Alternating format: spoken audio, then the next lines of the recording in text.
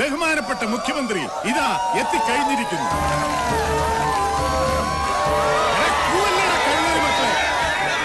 എടാ ഇരിക്കാൻ. ഇനി ആരും ഒരക്ഷരം പോലും മിണ്ടിപ്പോവൻ. ക്ഷമിക്കണം, മുഖ്യമന്ത്രിക്ക് പകരം ബഹുമാനപ്പെട്ട ആഭ്യന്തര മന്ത്രിയാണ് മക്കളെ വരുന്നത്. അച്ഛോ, ഇതും മാസ്ക് ആണോ? മാസ്ക് അല്ലടാ, കോപ്പി. ഒറിജിനൽ മന്ത്രിയാ വരുന്നത്, അല്ലടോ? അതെ അതെ അതെ.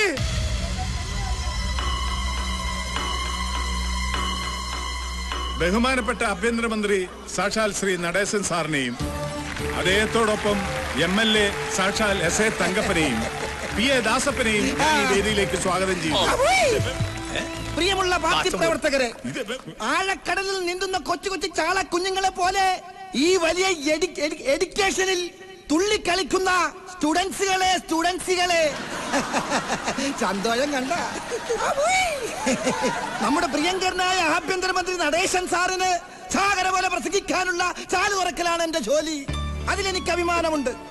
പ്രിയമുള്ളവരെ, ഞാനും എന്റെ പാർട്ടി STCPയും ഇന്ന് വളരെ സന്തോഷത്തിലാണ്.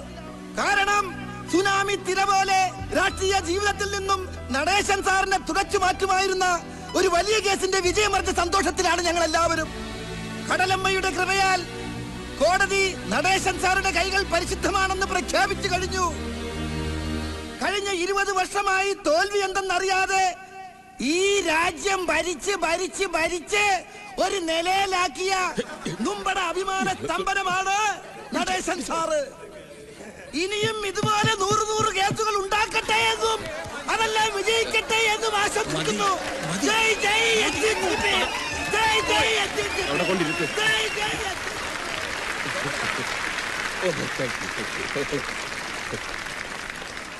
ബഹുമാനപ്പെട്ട ഫാദർ കച്ചറത്തറ, മറ്റു ഗുരുക്കന്മാരെ, രക്ഷകർത്താക്കളെ, പ്രിയ വിദ്യാർത്ഥിനി സുഹൃത്തുക്കളെ, ബഹുമാനപ്പെട്ട CMന് അത്യാവശ്യമായി ഡൽഹി പോകേണ്ടി വന്നതിനാൽ ഇവിടുത്തെ ചടങ്ങിൽ പങ്കെടുക്കാൻ അദ്ദേഹം ഏൽപ്പിച്ച അനുസരിച്ച് വന്നതാണ് ഞാൻ.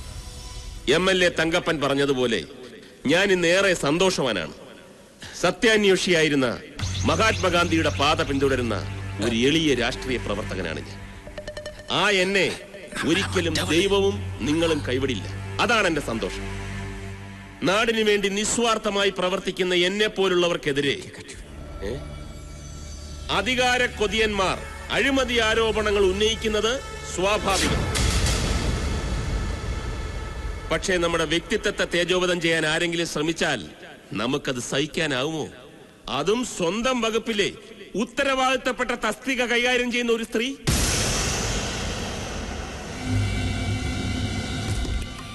എന്റെ സ്റ്റാഫ് എന്ന പദവി ദുരുപയോഗപ്പെടുത്തി ആ സ്ത്രീ നടത്തിയ അഴിമതി ഞാൻ കണ്ടെത്തി താക്കീത് ചെയ്തപ്പോൾ സുന്ദരിയായ വിധവ ഭാരത സ്ത്രീകൾ തൻ ഭാവശുദ്ധിക്ക് കളങ്കമുണ്ടാക്കും വിധം ശാരീരിക ചേഷ്ടകൾ കാട്ടി എന്നെ പ്രലോഭിപ്പിച്ച് വശീകരിക്കാനാണ് ശ്രമിച്ചത്.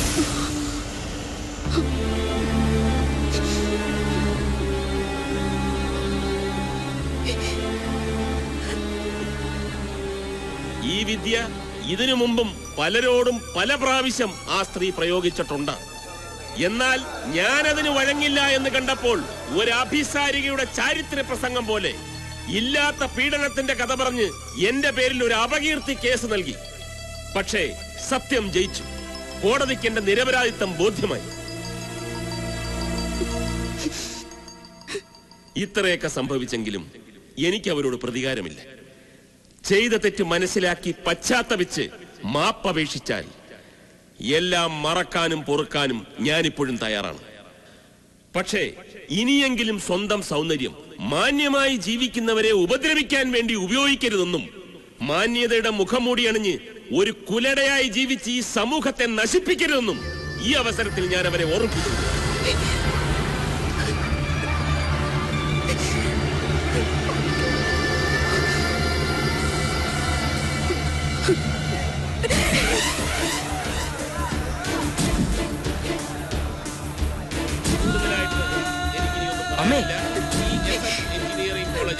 ആഘോഷങ്ങൾക്കെല്ലാം എന്റെ എല്ലാവിധ ഭാവങ്ങളും നേർന്നുകൊണ്ട് അമ്മ കരയരുത്. ഇങ്ങനെയൊക്കെ ഉണ്ടാവും ഞാൻ കരുതിയില്ല. സാരമില്ല, അമ്മ വീട്ടിലേക്ക് പോവുക.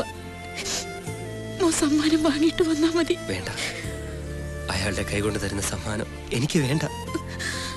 അങ്ങനെ പറയരുത്. കോളേജിന്റെ വക നിനക്ക് തന്ന അംഗീകാരമാ. മോൻ ഒരുപാട് ആശിച്ചതല്ലേ, വേണ്ടെന്ന് വെക്കരുത്. അടുത്തതായി സമ്മാനദാനമാണ്.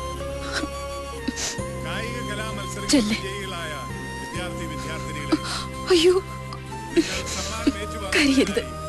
എന്റെ മോൻ നല്ല സ്മാർട്ടായിട്ട് രാജകുമാരനെ പോലെ തല ഉയർത്തിപ്പിടിച്ച് ചെന്ന് സമ്മാനം വാങ്ങിക്കണം. എന്നിട്ട് വീട്ടിൽ ഉടനെ എത്തണം. അമ്മ കാത്തിരിക്കും. ഉടനെ തന്നെ പോകേണ്ടതാണ്. അതുകൊണ്ട് നിങ്ങൾ സഹകരിക്കുക. ഈ കോളേജിന്റെ അഭിമാനവും നാഷണൽ ക്രിക്കറ്റിലേക്കുള്ള പ്രതീക്ഷയുമായ PR രമേശ് പ്രസാദിനെ ഇന്ത്യൻ ക്രിക്കറ്റിന്റെ അഭിമാനമായ സച്ചിൻ ടെണ്ടുൽക്കർ കയ്യൊപ്പിട്ട ബാറ്റ് സമ്മാനമായി കൊടുക്കുവാൻ ബഹുമാനപ്പെട്ട മന്ത്രിയെ ഞാൻ ക്ഷണിച്ചുകൊള്ളുന്നു.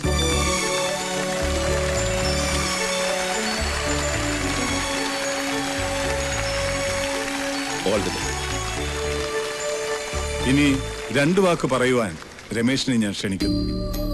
എനിക്കൊന്നും പറയാനില്ല ഫാദർ. Ramesh please come. വാടോ ഇങ്ങോട്ട്. ഞാനല്ലേ പറയണേ.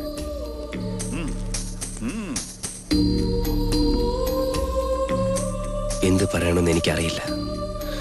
ഒരു മകനും എന്റെ ഈ അവസ്ഥ ഉണ്ടാവരുതെന്ന് ഞാൻ പ്രാർത്ഥിക്കുകയാണ്. നീചനായി മന്ത്രി പറഞ്ഞത് മുഴുവൻ കള്ളമാണ്. എന്റെ അമ്മ പാവമാണ്. ഈ മിനിസ്റ്റർ MLA കൂടെ ഞങ്ങളുടെ വീട്ടിൽ വന്ന് കേസ് പിൻവലിക്കണമെന്നും അല്ലെങ്കിൽ ജീവനോടെ വെച്ചേക്കില്ലെന്നും പറഞ്ഞ് ഭീഷണിപ്പെടുത്തി. അമ്മ വഴങ്ങില്ലെന്ന് കണ്ടപ്പോ കാല് പിടിച്ചു മാപ്പ് പറച്ചിലായി. ഒരു തെറ്റും ചെയ്തിട്ടില്ലെങ്കിൽ പിന്നെ എന്തിനു ഇവരെങ്ങനെ ചെയ്തു?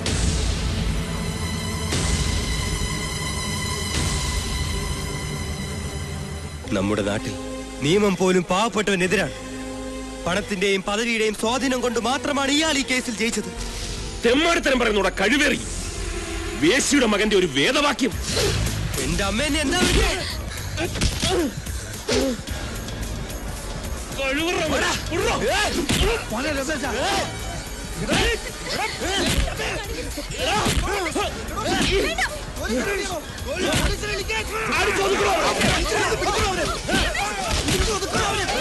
രമേശ് എടാ,